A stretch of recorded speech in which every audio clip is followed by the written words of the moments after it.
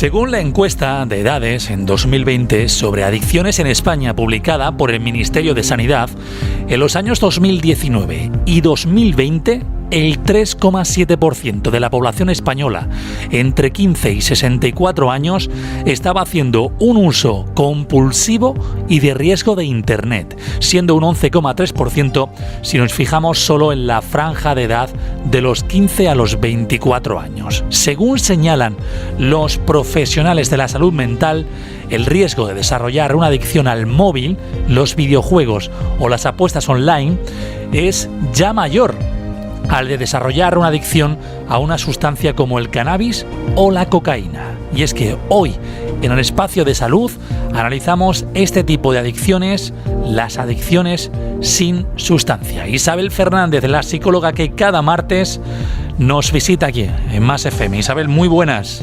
Muy buenos días, ¿qué tal? Bueno, en primer lugar, ¿cómo identificamos este tipo de adicciones sin sustancia? Bueno, pues aunque en este tipo de adicciones o de uso problemático y compulsivo no haya una sustancia de por medio que genere esa adicción química, como ocurre con la adicción al alcohol o a la cocaína o a las drogas, aquí también se producen los procesos de tolerancia y de dependencia. Es decir, tolerancia en el sentido de que la persona cada vez va a necesitar más tiempo de uso, por ejemplo, del móvil, y dependencia, por ejemplo, la vemos en que necesita estar conectado o conectada para no sentirse mal. Por ejemplo, se busca excusas para estar siempre conectado. Y si no lo hace, pues desarrolla ansiedad, nerviosismo, síntomas como la falta de aire, sudor, inquietud, irritabilidad, mal humor, estado de ánimo bajo, etcétera. Al final, el hecho de que ya no los usa por utilidad o por hacer algo, sino por el evitar lo mal que se siente cuando no está conectado o cuando no está jugando. Luego la tendencia a cogerlo compulsivamente, en plan, lo típico que vemos de que ya la mano es como que se va hacia el móvil. También el ceder tiempo de sueño por permanecer conectados e incluso el despertarse por la noche a mirar si hay notificaciones.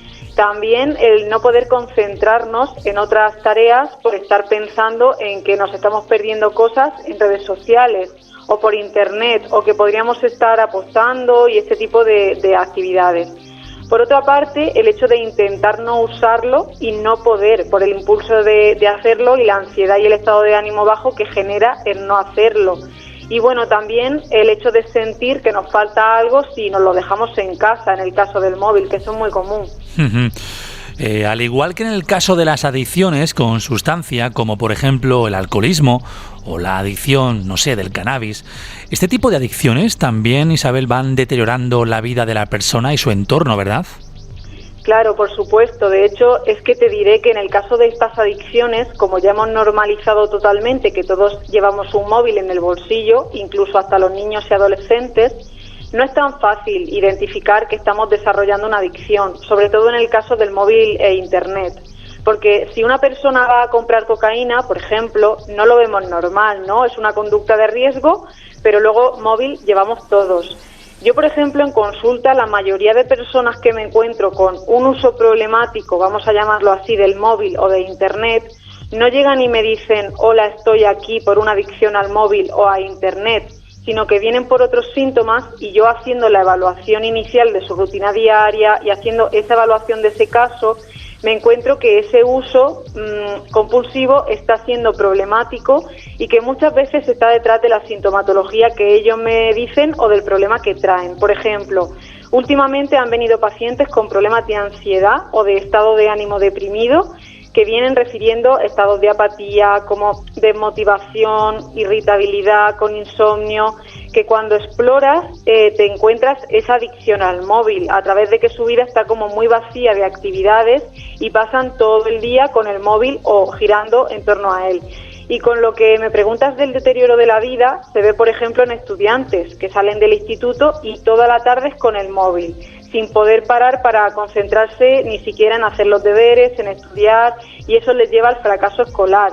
O en el caso ya de personas adultas, a lo mejor te llegan con esa ansiedad y ese estado de apatía que he mencionado, pero analizas y ves que salen de trabajar y no hacen otra cosa que ver el móvil. O a lo mejor sí, conservan el trabajo por ahora, pero no pueden evitar estar deseando de salir para ver si tienen notificaciones en redes sociales o incluso durante el trabajo ir al baño para mirarlo y este tipo de conductas compulsivas.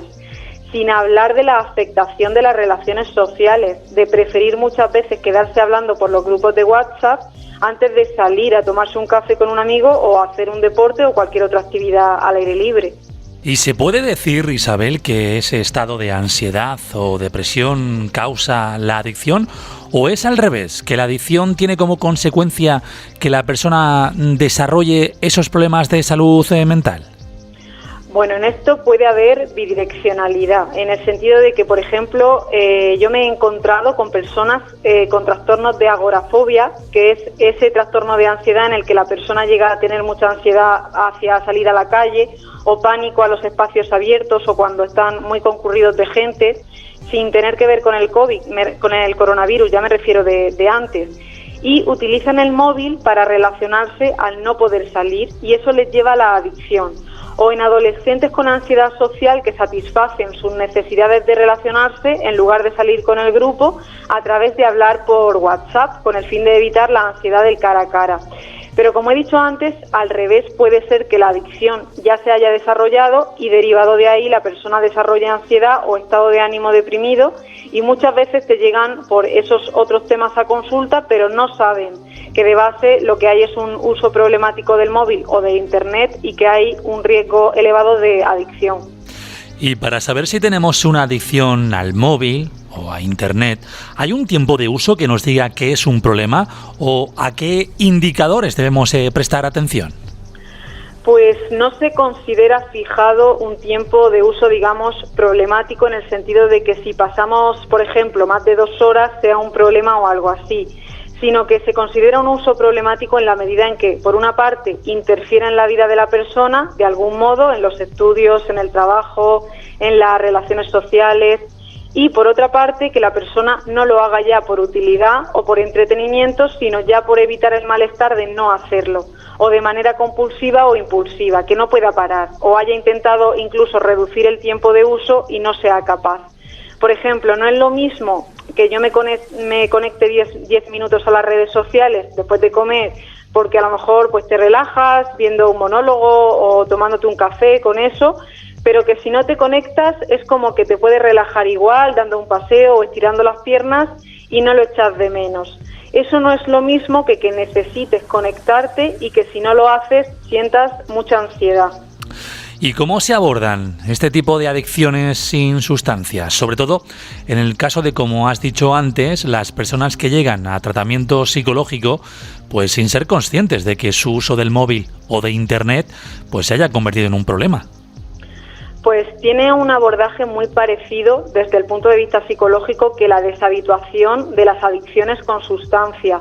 En primer lugar, es importante que la persona tome conciencia, por supuesto, de que el uso que está haciendo del móvil o de Internet es problemático y que vea que los problemas que está sufriendo de salud mental o en las diversas áreas de su vida van asociadas al uso problemático del móvil, porque muchas veces, como hemos dicho, no son conscientes. Luego, una vez que ya se toma esa conciencia, es importante detectar los disparadores de uso, es decir, aquellos pensamientos, emociones, estados de ánimo, personas, situaciones que me llevan a utilizar el móvil o Internet de esa manera compulsiva. Por ejemplo, si yo lo utilizo por aburrimiento, pues tengo que identificar esa asociación entre esa emoción y el uso compulsivo.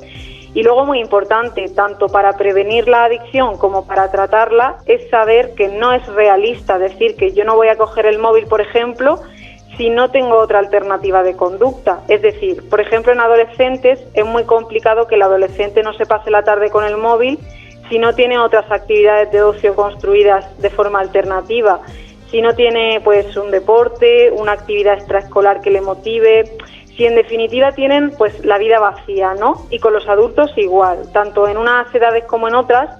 Cuando exploras ves que la persona no tiene hobbies, no te dice, pues mira, a mí me gusta la pintura, o a mí me gusta hacer ciclismo, o yo es que juego a fútbol. Y entonces puede dejar el móvil 2 tardes, pero al final esa tendencia estará ahí y si no hay con qué rellenar ese tiempo, volverá a recaer.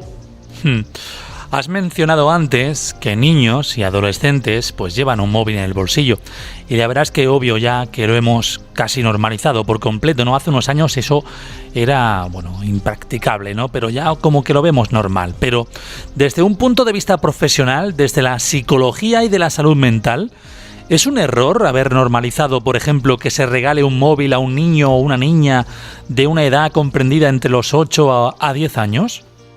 Claro, es que pensamos que regalar un móvil a un niño es lo mismo que si le regalamos un juego de mesa o una bicicleta, pero un móvil no es un juguete y conlleva muchos riesgos que a esas edades no están preparados, ni siquiera para identificar y mucho menos para protegerse.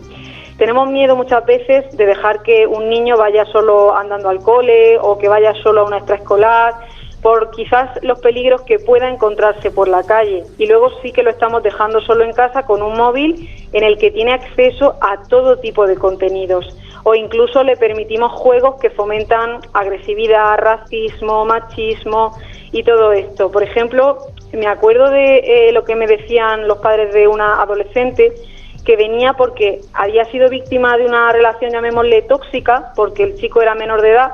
Y bueno, los padres me decían muy sorprendidos que como su hija no salía de fiesta ni salía con las amigas, era buena estudiante, se pasaba todo el día estudiando en su habitación, pues ellos no se imaginaban que a su hija, que ellos creían que estaba segura, le iba a pasar algo así. Y su hija conoció al chico por Instagram y empezaron a salir por Instagram.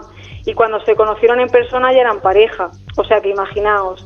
Entonces es importante que, partiendo de que regalar un móvil a un niño o a un adolescente desde un punto de vista psicológico es un disparate, aunque ya sea la norma, no es lo normal. Y si lo regalamos tenemos que tener pues supervisión constante, educar en los riesgos que conlleva y que lo regalemos siempre dejándole claro al niño que hay un límite de uso y una supervisión. Y luego una comunicación familiar sobre qué se puede hacer con un móvil y qué no. Bueno, supongo yo que ahora muchos de los oyentes, la mayoría, dirán que a todo ok de lo que están escuchando, pero claro, aquí hay un tema muy importante y es predicar con el ejemplo. Y si no queremos que desarrollen una adicción al móvil, ser los adultos los primeros que demos ejemplo haciendo un buen uso, quizás sea lo más importante, ¿no? Claro, ser un buen uso de un buen ejemplo de uso del móvil o de Internet y también ser un referente a la hora de dedicar nuestro tiempo de libre al ocio sano. Me refiero a que, por ejemplo, si mi hijo ve que yo todos los fines de semana cojo una equipación de la montaña o de la bici y me voy a hacer deporte y además le regalo una para Reyes para llevármelo conmigo, pues es posible que mi hijo, si luego no se dedica al ciclismo, se dedique a otro deporte porque desde chico ha cogido un hábito deportivo y el tiempo que le echa a esa actividad pues ya no lo va a echar con el móvil.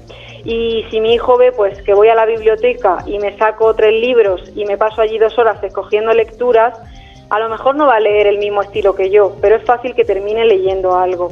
Y en esto de las adicciones al móvil, a Internet, al juego, tenemos que tener claro que el tiempo que le dedicamos a otras cosas o al ocio real, analógico, a las personas reales, a la vida al cara a cara, pues se lo estamos quitando al riesgo de sufrir una adicción. Y esto para prevenir es fundamental que partamos de aquí. Un buen punto de inflexión y un punto para arrancar. En fin, hoy hablando en este apartado de salud desde el punto psicológico, prevención de la adicción al móvil. Isabel Fernández, de este tema o de otro, si tuviéramos que o quisiéramos hablar contigo, ¿dónde lo podemos hacer? Bueno, pues como siempre nos encontramos en la consulta de psicología de Policlínica Cedejín y en las redes sociales de Isabel Psicología para cualquier consulta o información que se presente. Pues Isabel, 1.000.000 de gracias. El martes que viene volvemos a escucharnos, si te parece bien. Hasta el martes que viene. Un saludo.